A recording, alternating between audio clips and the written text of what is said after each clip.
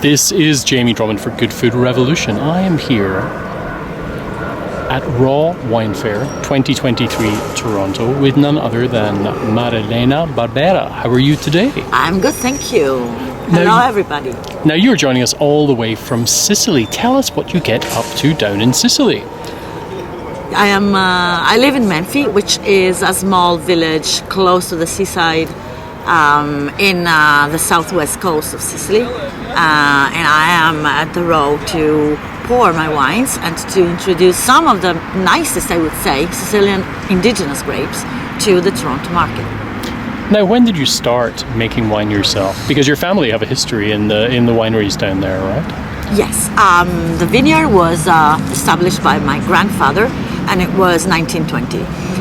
My father, of course, kept on with grape producing business, and we, like my father and myself, we started to make wine professionally in 1995. That's why when I joined the company, and I started to make wine with him, focusing on indigenous grapes from Sicily. And so when he passed away in 2006, I am in charge of, hello bee, nice bee.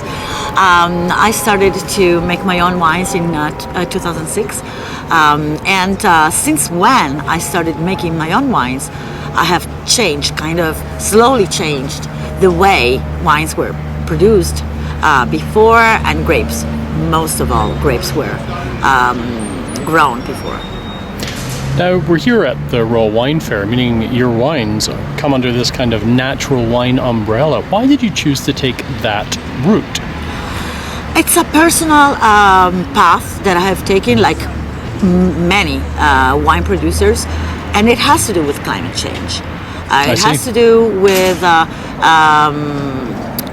the consideration that things are changing, not just for us humans, but most of all for vegetal and animal life. And at some point in life, I was witnessing the fact that what we were doing in the past was not good. It was just not good for us, not good for the environment, not good for life on this planet. And so when you start acknowledging that and understanding that, you want to do something and you want to change something. And it's your personal change that comes first, and then you want to change what you're doing. Have you seen the impact of global heating upon your vineyards in Sicily? Oh yes, I have, and I am witnessing that part, and it's kind of scary.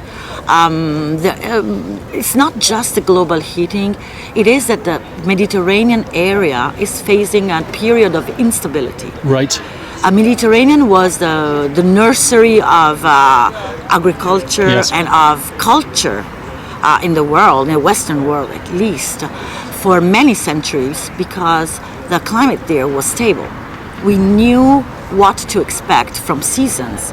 We had 4 real seasons. We had a winter, a spring, a summer, and a fall.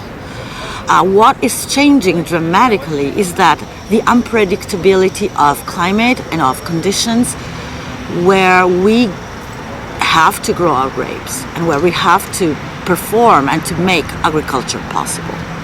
And this is not like it used to be 10 or 15 years ago. We experience extreme heat during the summer and long periods of drought, which we had not experienced in the past. And if we can adapt as humans, because we have technology to adapt, I mean, we have air conditioning systems, we have different type of clothing, we have, and we adapt.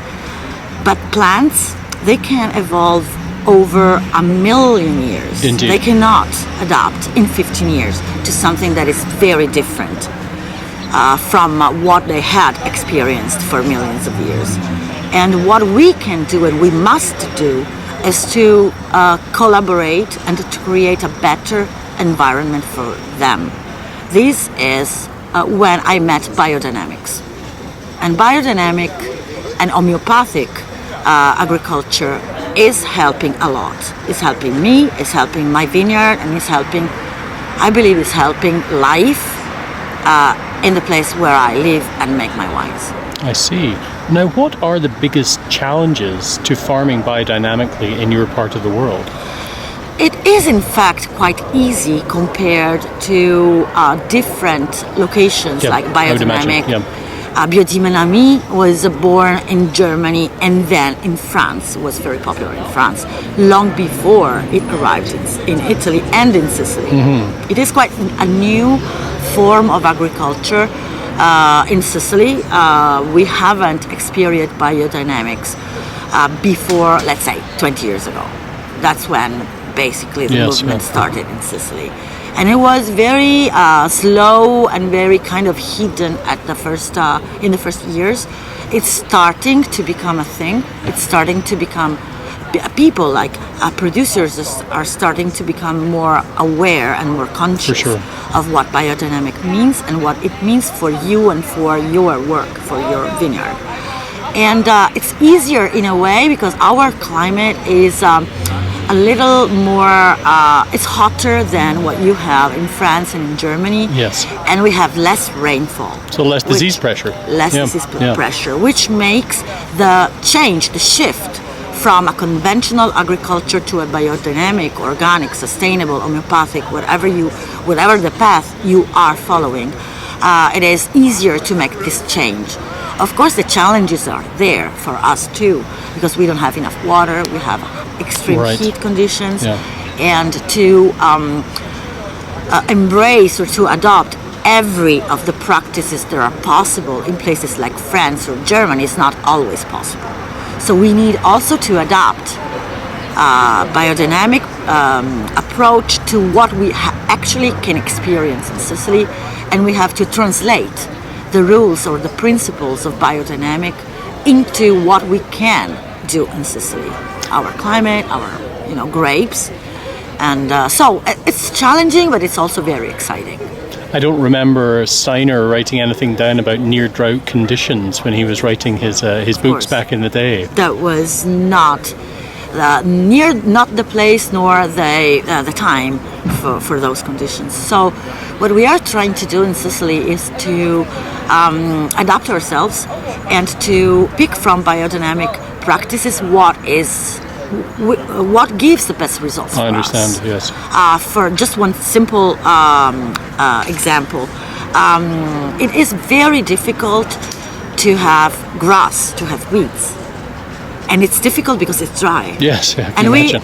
We don't want to waste water, which is a very rare, a very scarce resource. Yes, I understand. Irrigating the weeds that are below the vineyard. I mean, under the vineyard. Yeah. So we need to do something, and we need to manage our soils in a way that they are rich, get more moist, and they can give nutrition to the vines. But we will never have the kind of green fields, the cover crops that you see in Austria, for example. That you can see in the northern parts of Europe.